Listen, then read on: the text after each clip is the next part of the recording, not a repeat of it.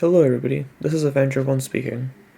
In this video I will be explaining to you how to play supports in Gundam Battle Operation 2 through the examples of 3 easy to use mobile suits. This footage was recorded via the currently ongoing network test on Steam, so I apologise in advance for any lag you may see throughout. We will begin with the Gym Cannon. This is a 200 to 300 cost support with an incredibly simple playstyle that will prepare you for more advanced higher cost options.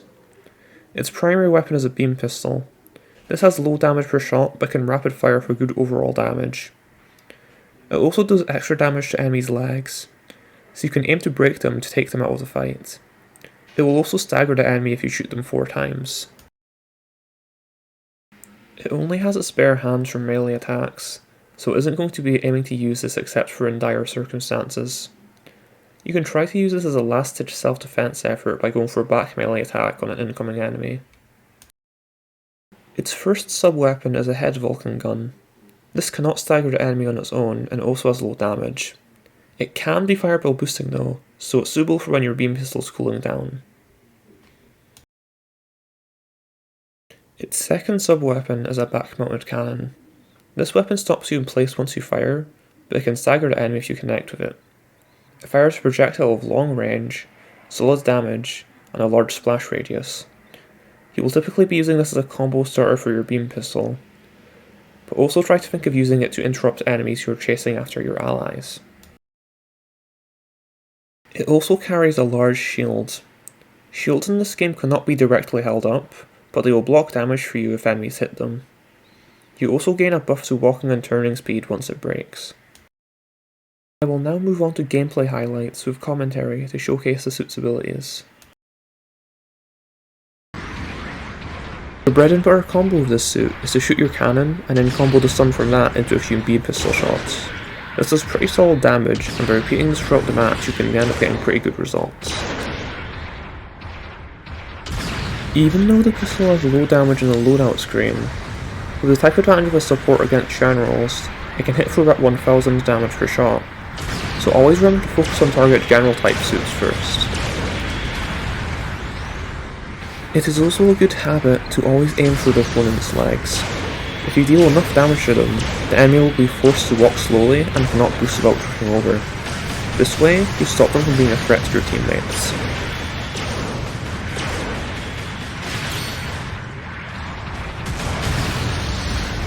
Not every support type is good at breaking legs, but some like the Gym Cannon are pretty good at it. You will learn over time from experience which ones are good at it, so try to apply the skills learned from Gym Cannon onto the more advanced supports whenever you feel comfortable.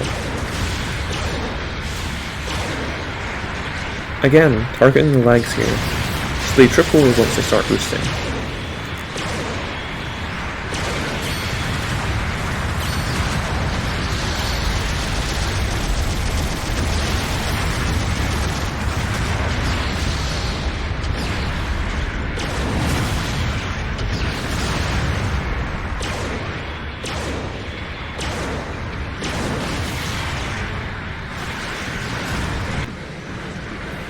Something that benefits every support in this game is higher ground. You can easily shoot down at enemies, but they need to jump up at you if they want to melee you. It also makes playing around cover much easier. Even though you do reduce damage against raid types as a support, you can still press to damage your legs if given the chance. Your number one threat is the enemy raid, so if they're dealt with, you effectively have free reign. Try to abuse the splash radius on your cannon when possible. You can try to aim at the enemy's feet, or even in some cases, use the splash damage to hit them if they're in cover.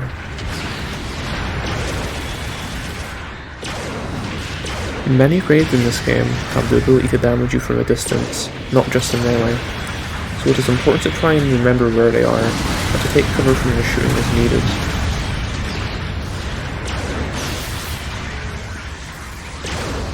This style of support that stuns the enemy before hitting them with an EPS style weapon is pretty common in this game. They all play pretty similar, so you can easily adapt to higher cost support suits such as Gun Cannon or Mudrock if you learn the Gym Cannon first.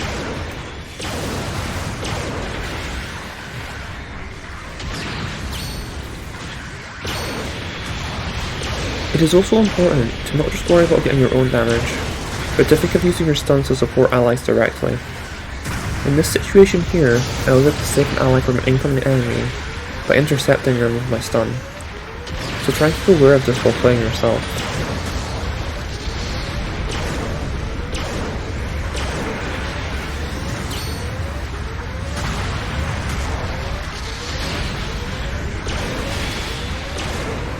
There isn't really much to cover with Gym Cannon, so in a moment I will be moving on to discuss the full armor Gundam instead.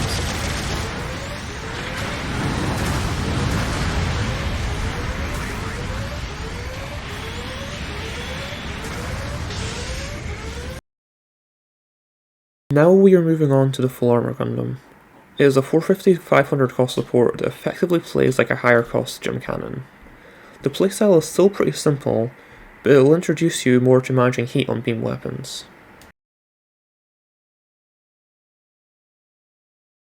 Its primary weapon is a double beam rifle. This has both high damage and range, and shoots twice if you hold down the fire button, though you can fire just a single shot by tapping the trigger. It is important to do this to manage the heat of the rifle, since often you will only have enough left to shoot one shot without overheating. Unlike the Gym Cannon, the full armor Gundam carries an actual beam saber. You'll lack the high performance balancer skill to use this out of a boost, but it is still pretty decent for close range self-defense. Again, much like the Gym Cannon, you have a back-mounted cannon with good damage, range, and splash instant staggers. You combo this into your beam rifle, but since they both share the same 500 meters range, you can connect this combo from any distance. You also have a head-mounted Vulcan gun. This is used the same as on Gym Cannon. Use it to fill the gap in shooting while your rifle is cooling down. Its last weapon is a missile launcher in the chest. This stops the fire, but shoots 6 missiles at the enemy. It only needs 2 to connect for a stagger, but has pretty random spread which can make it unreliable. You can try to use this as a self-defense tool on incoming enemies, or to try and save your allies. It really isn't too difficult to play the full armor Gundam, other than managing its heat of course. You can pull off high damage combos on any general within 500 meters range. Leg breaks aren't quite as easy as on Gym Cannon, but it is still worth trying to get them. So now, like before, I will be moving on to commentated gameplay of the suit.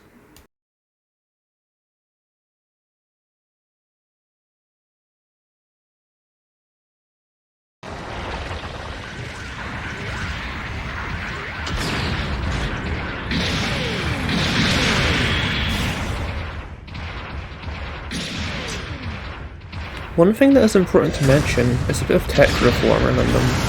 Simply tapping the fire button to fire one shot doesn't actually cause the weapon to go on cooldown. So you can tap fire to shoot 2 shots faster, or if you want to intentionally overheat and finish off an enemy.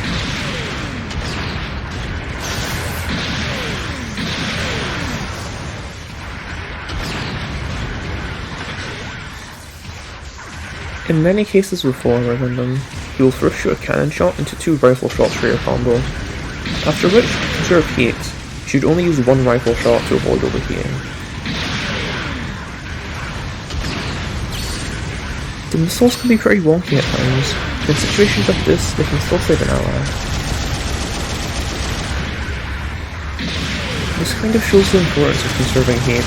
I misjudged how much heat I had and fired too early, causing me to lose access to my rifle for 15 seconds.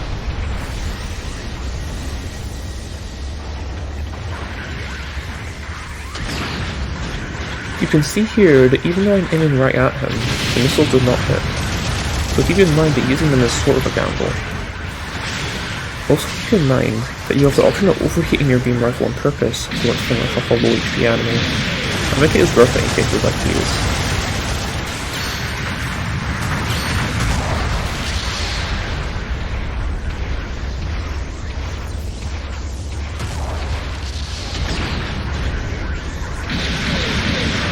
This is explained in the tutorial, but crouching or scoping in gives you a slight boost to range damage dealt, so if you have the opportunity to sit down and fire off a shot or two, feel free to take it.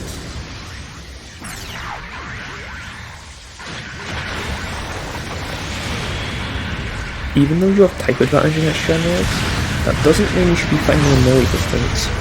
Try to maintain a safe distance from them if you can.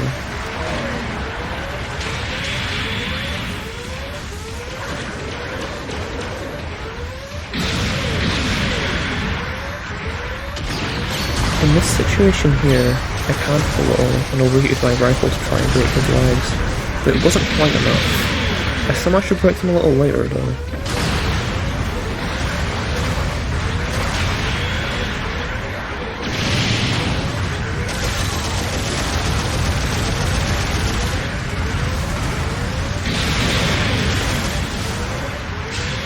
Always remember that for self-defense, you have the option to combo a stun from your cannon into a backswing into a beam saber.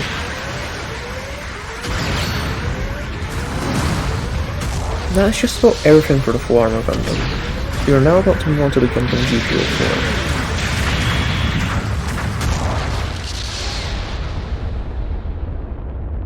For our final suit today, we will be looking at the GPO4. It is a 550 cost support, but unlike our previous two examples, it plays sort of like a combination of a support and a general. Many supports in this game are like this, so it will serve you well to learn how they play. Its primary weapon is a beam rifle. This has a higher heat rate, but good damage, and it staggers the enemy in one shot.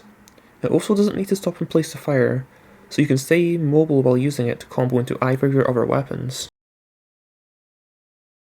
Like the full armor Gundam, the GPO4 comes equipped with a beam saber, though the GPO4 benefits from having the skills needed to swing twice and to swing out of a boost, so you can combo a stagger from your rifle into a beam saber backswing to easily fight closer up. You also have a beam pistol as a sub-weapon. This has low damage and is ammo based, but it can rapid fire for pretty solid damage if you lead into it from your beam rifle. It can also stagger on its own in 3 shots. It also carries a large shield. This has pretty good coverage and can block a few shots for you. Like with Gym Cannon, you will gain a buff to walking and turning speed once it breaks. These two skills on screen right now are usually found on generals or raids rather than supports. As stated before, these will allow you to fight in melee distance pretty easily, so be sure to take your chances to melee instead of just shooting when you're playing the GPO4. GPO4 is pretty quick as far as supports go. You aren't quite as fast as generals, but your mobility is still good enough to easily accompany your team up to the front lines. Here you can stay mobile and shoot around cover, or when given the chance, go fight a general in melee range. You have to be careful though, since GPO4 really isn't durable at all, and it can't take too many hits. In a moment, I will be moving on to the final round of commentated gameplay for this video.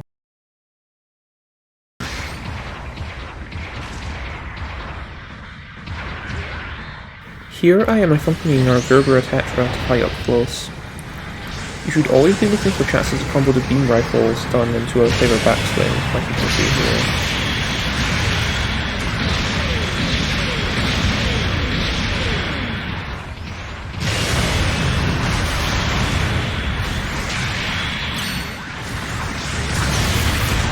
The low cooldown of your beam rifle can come in handy. In this situation here, I intentionally overheated to get a stun off, and extend my melee combo to get out a little more damage.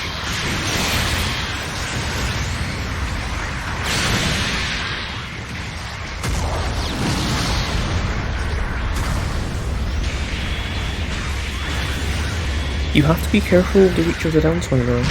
It is easy to misjudge your distance and end up going past the enemy to friendly play an ally instead, so be mindful of this.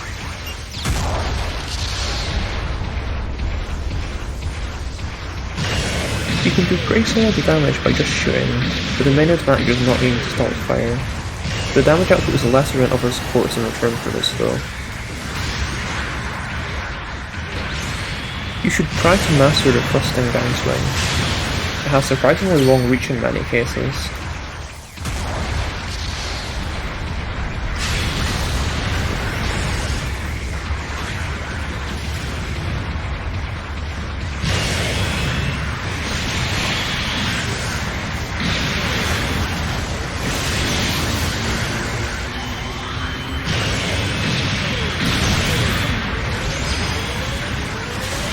Me and the Tetra ended up going too deep in this case, and we eventually died to respawning enemies at their base. We did do a lot of damage though, so it can sometimes be worth it.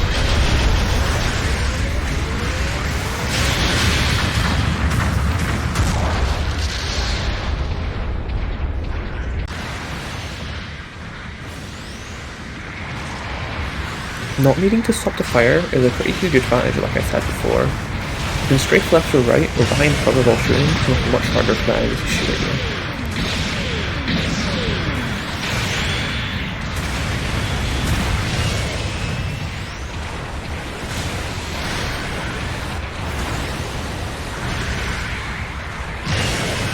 Unlike more shooter-boring splits, you aren't forced to repeat if a general gets too close as GTA 4, so feel free to shoot with your stun and go for it down to range.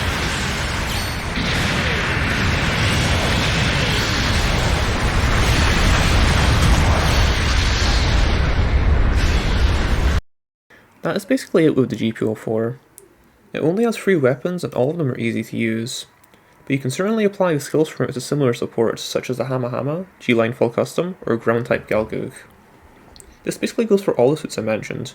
The skills transfer over to other suits. Suits in this game often fall into an archetype, and by learning one, you sort of learn them all. Thank you very much for watching until the end. This is definitely my biggest video yet, and a lot of work was put into it. I am making this video primarily since the Steam Network test is bringing in a lot of newbies, but I think it should be useful no matter what platform you play on. I might do similar videos for the other 2 classes, so please leave any feedback in the comments below. I am also happy to take any questions you may have on supports in this game, how to play them, or even just questions on the game in general. See you!